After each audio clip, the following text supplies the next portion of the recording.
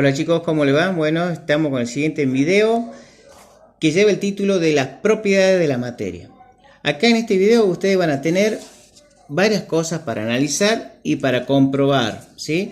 Pero yo me voy a basar ahora de un pequeño resumen como investigación de un libro que es lo que yo tendría que darle, pero preferí mostrarle esta pequeña porción, este párrafo donde explica qué son las propiedades de la materia y haremos una conclusión del mismo, ¿sí?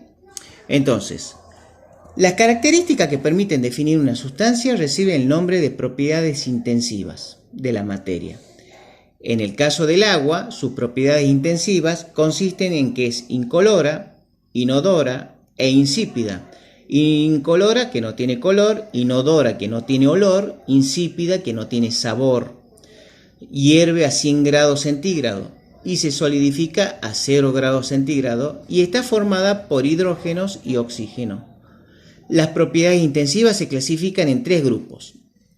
Los caracteres organolépticos, que son las propiedades que percibimos con los sentidos, como el color, el olor, el sabor. Sabemos que los sentidos del color nosotros lo percibimos mediante la visual, el olor mediante el olfato y el sabor mediante el uso de la boca, llevando ese elemento o ese cuerpo a la boca, dependiendo qué es lo que nos llevamos a la boca. No voy a hacer cosa que sea algo muy tóxico o de sabor muy desagradable, pero es una manera de percibir nuestros sentidos, ¿sí?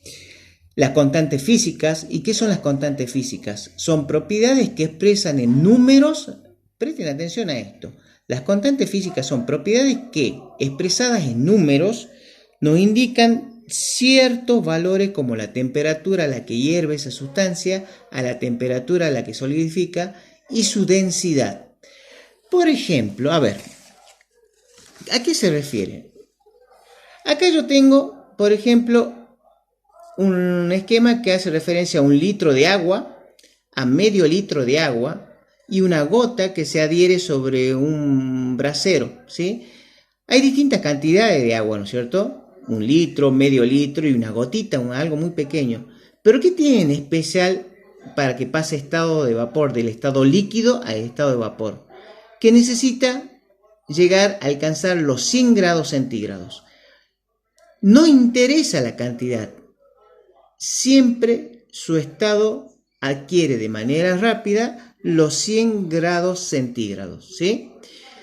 Y si pasa de un estado líquido a un estado sólido, sabemos que lo que va a ocurrir, la temperatura donde va a empezar a adquirir ese cambio es a 0 grados centígrados.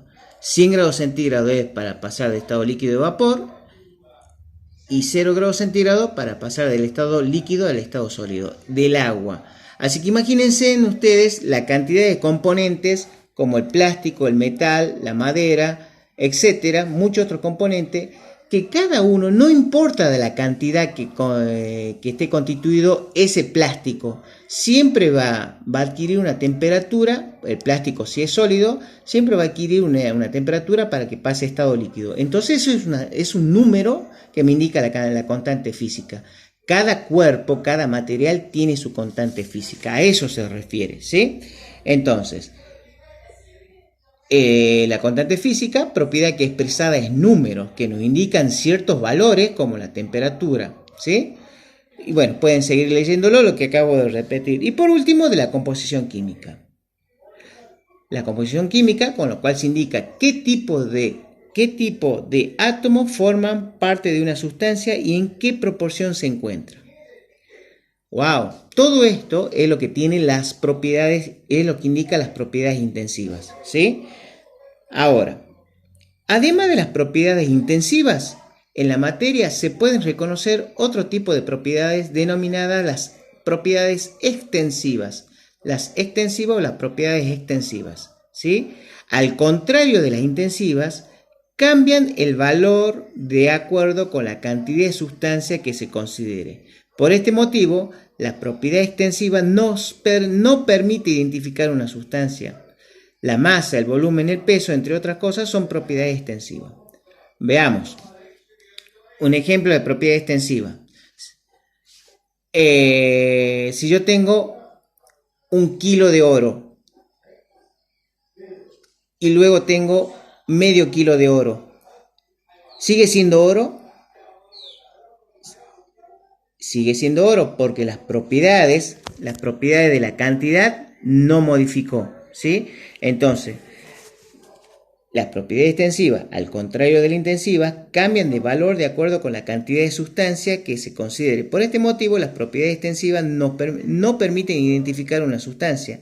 No permiten identificarla, ¿sí? No importa la cantidad. Entonces, la masa, el volumen y el peso, entre otras, son propiedades extensivas.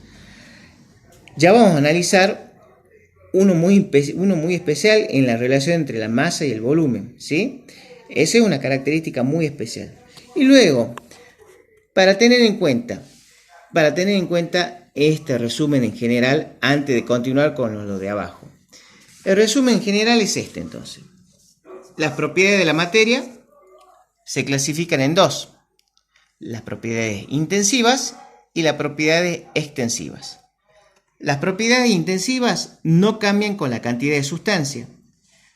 ¿Qué no cambian? Sus caracteres organolépticos, que ya dijimos que es el color, olor, sabor. La constante física, que es un valor numérico donde mediante ciertas características cambian en su estado o su condición, ¿sí? Por ejemplo, las temperaturas. Y la composición química, porque depende de la composición química, las constantes físicas son diferentes y los caracteres organolépticos son diferentes, ¿sí? Y luego las propiedades extensivas. Las propiedades extensivas cambian con la cantidad de sustancia. ¿Qué cambian? El volumen y su masa, ¿sí? Entonces, si yo digo 1 kilo de azúcar y medio kilo de azúcar, ¿cambió la masa? Sí, cambió la masa, pero ¿es la misma composición química? ¿Es la misma propiedad intensiva? Sí, es la misma propiedad intensiva. Tiene la misma constante física, tiene la misma composición química y tiene la misma característica organoléptica. Por ejemplo, que sea dulce, ¿sí?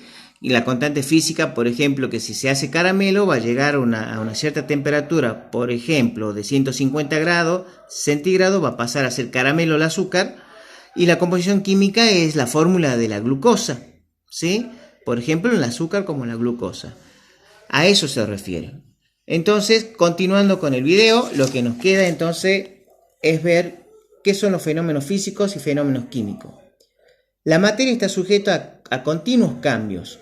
Estos cambios, denominados fenómenos, abarcan desde la modificación de la forma y el tamaño de los cuerpos hasta la transformación de una sustancia en otra.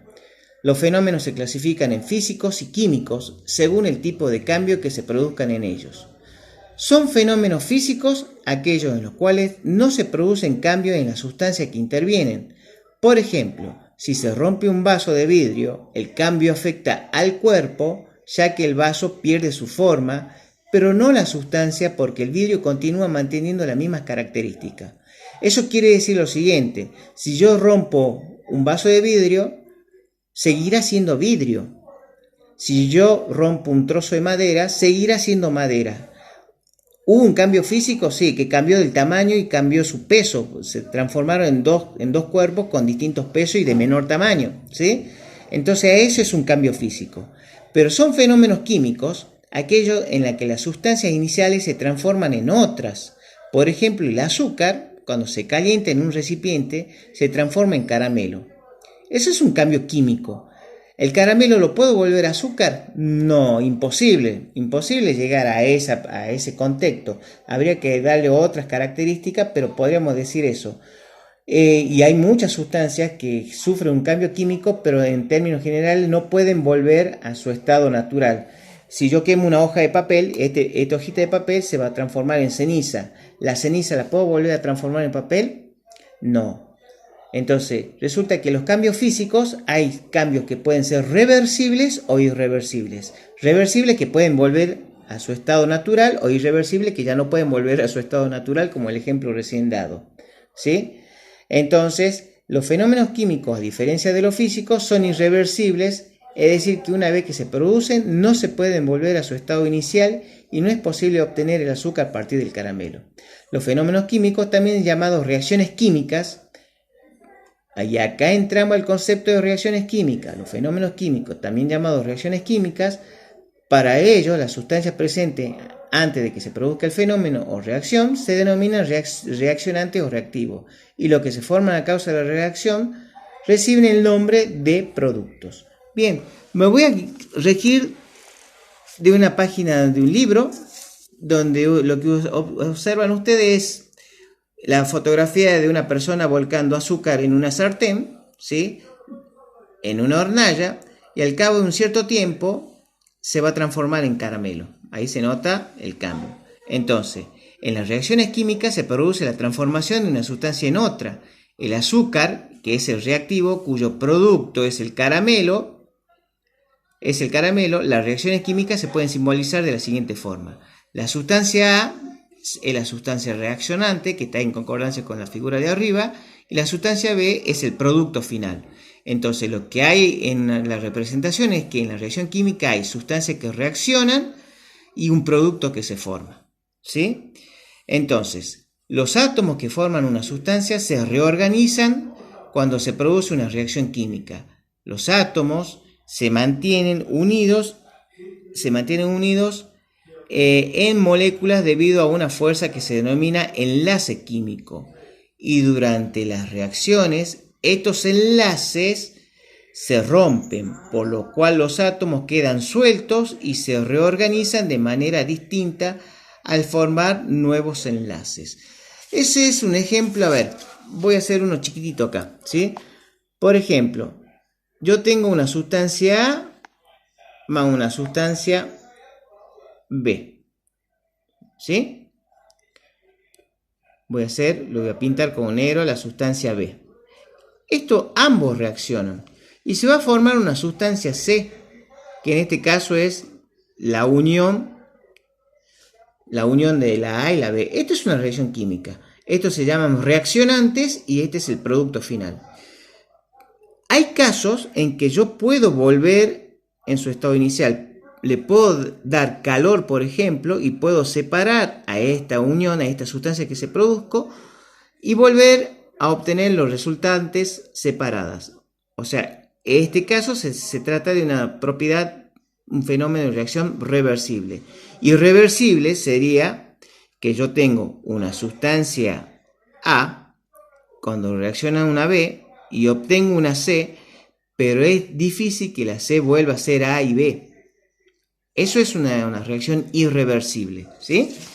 Entonces, seguimos. Para que se origine una reacción química es necesario que intervenga algún tipo de energía. Y eso es importante.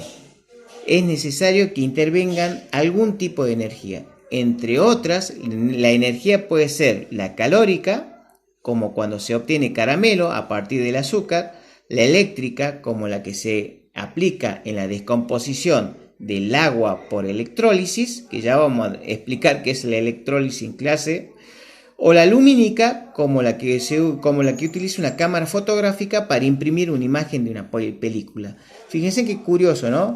Hay reacciones químicas para que se imprima la imagen de una película y es muy interesante ver un video cómo se revela una fotografía y ahí hay un fenómeno de reacciones químicas. Ahora, las reacciones químicas tienen velocidades de reacciones químicas. ¿Y de qué va a depender? Va a depender de la temperatura, del tamaño de las partículas y de la concentración. Se lo dejo frenado este video un poquito ahora para que luego ustedes puedan frenarlo al video y copiar todas las características de la velocidad de las reacciones químicas. Porque hay reacciones químicas que dependen de la temperatura. Por ejemplo, a mayor temperatura, la velocidad de la reacción química puede ser mayor o a veces menor. El tamaño de las partículas. Muchas veces el tamaño depende de su tamaño, de su volumen, va a depender de esa característica y de la concentración. La concentración hace referencia a la cantidad. Si yo tengo poca azúcar, vamos a obtener más rápido el caramelo. Si tengo más azúcar, va a tardar más rápido en obtener el caramelo, por ejemplo, ¿sí? Y el tiempo va a requerir de un tiempo más.